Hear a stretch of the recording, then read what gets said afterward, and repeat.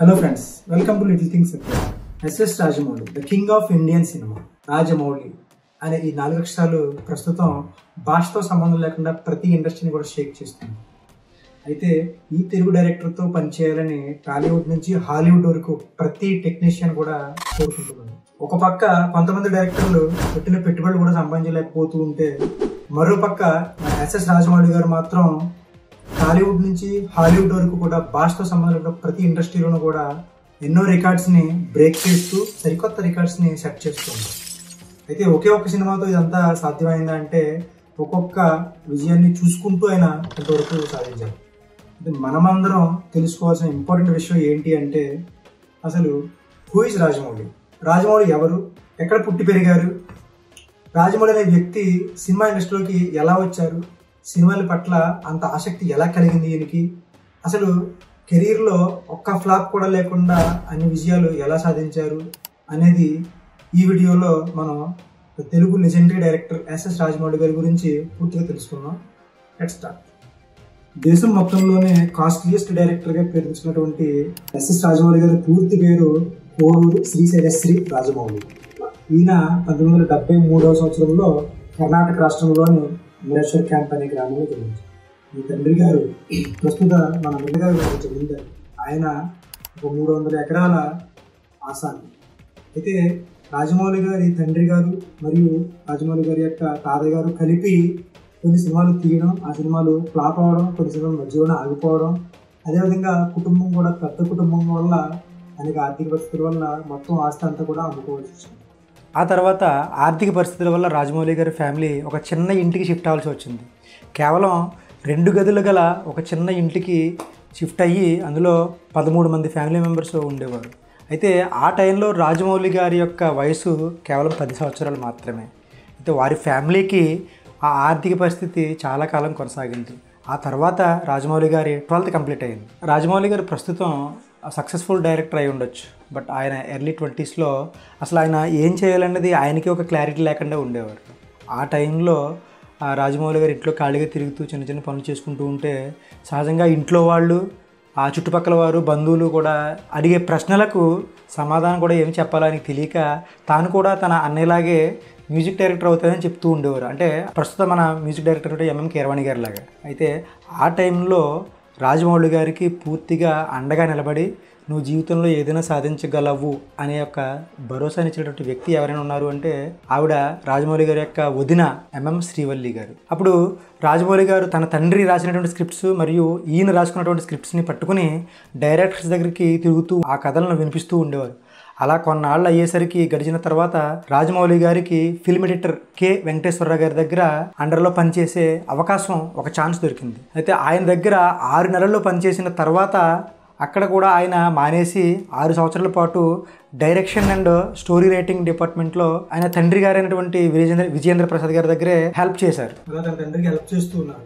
ఆ తర్వాత కొన్నాళ్ళకి రాజమౌళి గారు తను రాసుకున్నటువంటి కథలకు, స్క్రిప్ట్స్కు ఆయన మాత్రమే కరెక్ట్గా డైరెక్ట్ చేయగలనన్న నమ్మకంతో డైరెక్షన్ డిపార్ట్మెంట్కి వెళ్ళాలని నిర్ణయించుకున్నాను. కానీ అది అంత తేలికైన పని కాదు. ఎందుకంటే ఆ సమయంలో రాజమౌళి గారికి డైరెక్షన్ ఫీల్డ్ పైన అంతగా అనుభవం లేదు. దానికోసం ఆయన చెన్నై నుండి హైదరాబాద్కు షిఫ్ట్ అయ్యి హైదరాబాద్లో ఉన్నటువంటి తన రిలేటివ్ మరియు డైరెక్టర్ అయినటువంటి గుర్రం కంగరాజు గారి దగ్గర డైరెక్షన్ నేర్చుకోవడం ప్రారంభించారు. అయితే ఆ తర్వాత కొన్నాళ్లకు లెజెండరీ డైరెక్టర్ అయినటువంటి కె రాఘవేంద్రరావు గారి ప్రొడక్షన్లో నిర్మిస్తున్నటువంటి శాంతి నివాసం అనే సీరియల్ను డైరెక్షన్ చేసే అవకాశం దొరికింది. అయితే రాజమౌళి గారికి వచ్చిన ఆ గొప్ప అవకాశాన్ని ఏమాత్రం కూడా వేస్ట్ చేయకుండా రోజుకి 18 గంటల పాటు ఫ్యామిలీ మరియు హెల్త్ ని పట్టించుకోకుండా ఆయన పడ్డ కష్టానికి మంచి ఫలితం దొరికింది.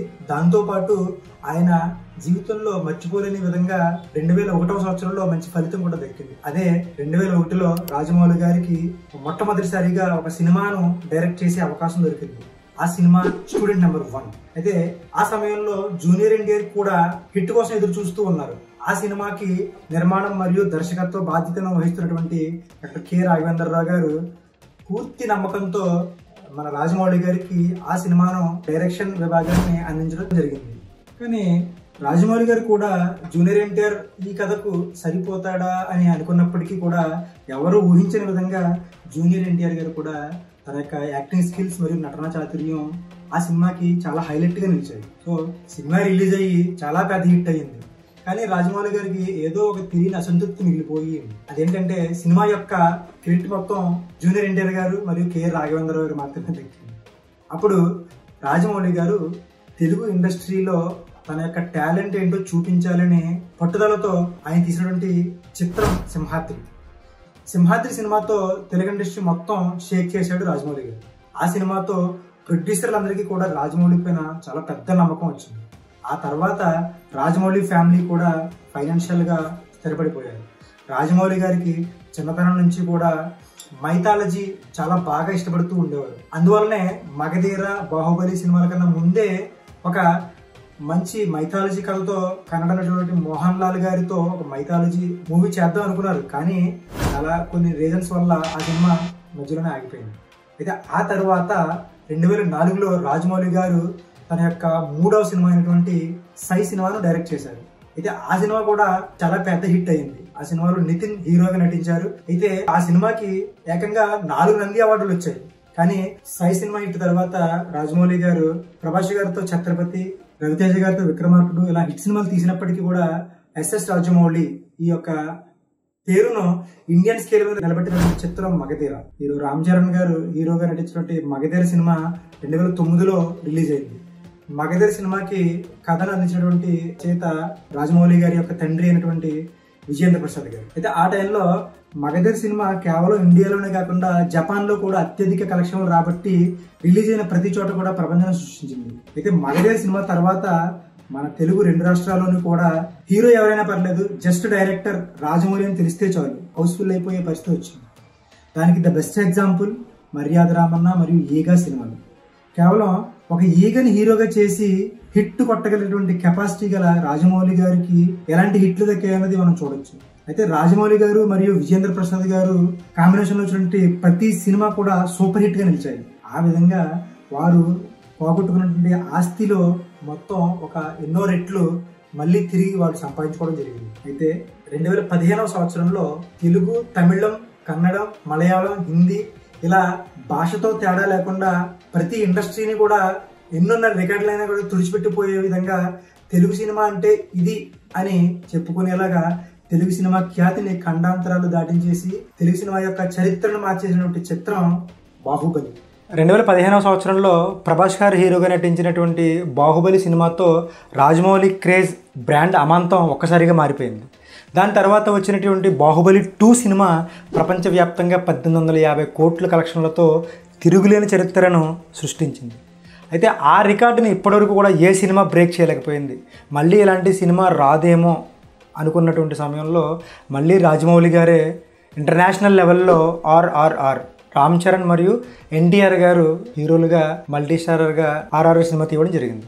అయితే ప్రస్తుతానికి రాజమౌళి గారు మహేష్ బాబు గారి హీరోగా ఏదో లైన్లో ఉంది అంటున్నారు, చూద్దాం. సో ఇది రాజమౌళి గారి సక్సెస్ఫుల్ జర్నీ. సో ఇలా ఆయన జీవితంలో మనం నేర్చుకోవడానికి చాలా విషయాలు ఉన్నాయి. ఆయన కూడా మనలో చాలా కొంతమందిలాగా ఏం చెయ్యాలో తెలియక ఏదో పని చేసుకుందాం అని ఇండస్ట్రీకి వెళ్ళిన వాడే. కానీ చేసే పని మీద ఉన్నటువంటి ప్యాషన్ మరియు హార్డ్ వర్క్ ఆయన్ని అంత సక్సెస్ఫుల్ మ్యాన్గా మార్చాయి. గెలుపు ఎప్పుడు కూడా అంత సులువుగా దొరకదు, కానీ కష్టపడి సాధించినటువంటి విజయం మాత్రం చరిత్రలో మిగిలిపోతుంది. దానికి the best example S S Rajamouli. ఆయన జీవితంలో ఎన్నో ఒడిదుడుకులు వచ్చినా ఆయన నమ్మిన సిద్ధాంతం మీదే నిలబడ్డాడు, అదే హార్డ్ వర్క్. ఇదే రాజమౌళి గారిని ఇంటర్నేషనల్ లెవెల్లో నిలబెట్టింది. కానీ రాజమౌళి గారితో పనిచేశాక ప్రతి హీరోకి కూడా ఇండస్ట్రీలో ఒక ఫ్లాప్ వస్తుంది అని ఒక సెంటిమెంట్ నడుస్తుంది. అది ఇప్పుడు ఎవరు బ్రేక్ చేస్తారో చూద్దాం. సో ఫ్రెండ్స్, రాజమౌళి గారి జీవితం నుండి మీరు ఏమి నేర్చుకున్నారు, ఆయన సక్సెస్ఫుల్ జర్నీ నుంచి మీరు ఏమి గ్రహించారు, కామెంట్ సెక్షన్లో కామెంట్ చేసి తెలిపండి. వీడియో చూసిన వారందరికీ ధన్యవాదాలు. Thank you.